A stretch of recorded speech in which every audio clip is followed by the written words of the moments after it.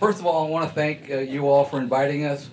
I believe the last time the four of us got together as county judges was in Westlaco.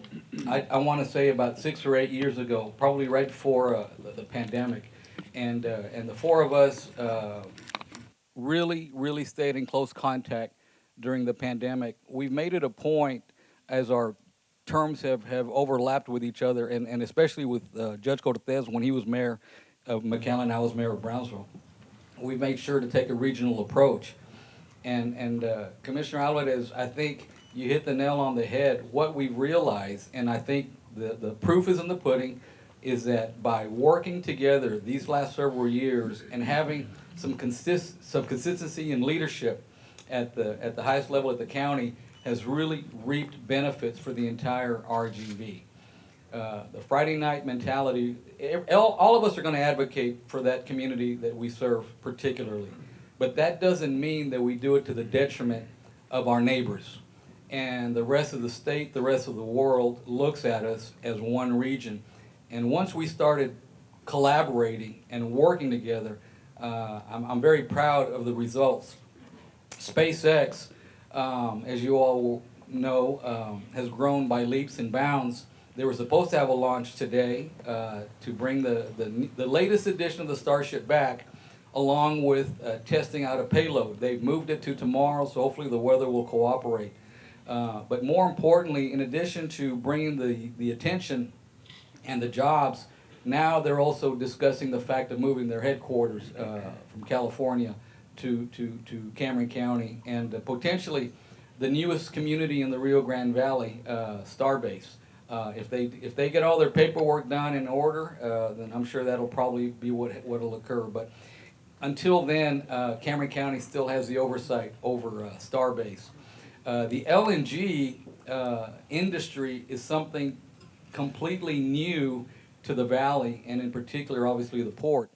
The Next Decade project is the largest privately funded project investment in the entire United States, over $18 billion, anticipated once they keep going with regards to the additional trains of upwards of $26 to $30 billion.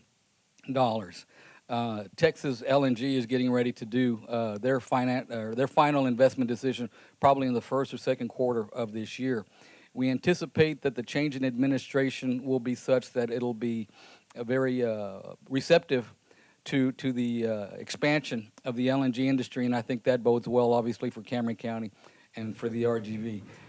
Reason why I think this benefits all of us is the fact that many of our people may live in Hidalgo and work in Cameron, and vice versa, live in Cameron and work in Hidalgo. So the traffic between Brownsville and McAllen and Edinburg and Hidalgo and Cameron is literally bumper to bumper. I know it can be very frustrating at times, but that's the price of progress. So between what we're working on, the second causeway, the making sure that the valley gets its interstate designation, we're the largest MSA in the entire country without an interstate designation. We need to continue to work because by lacking that interstate designation, the valley has lost between 4 and 8 times the amount of trade that our friends up in Laredo and elsewhere have been able to recoup as a result of that. So working regionally has been beneficial, but there's still a lot more to do. The merging of the MPOs, I'm proud of the work that the Judge Cortez and I did together on that. We went from initially a $500 million to over $3.6 billion, and we anticipate another increase in that in transportation dollars for the valley. So I probably went over my 3 minutes, so I apologize. No, that was good. So, you mentioned the second causeway. Living on this side of the valley, can you share with us a little bit more about, what's the idea and what was the concept behind the second causeway for those that may not know? Well, all of us here, I can tell, I think most of us here are old enough to remember 9/11.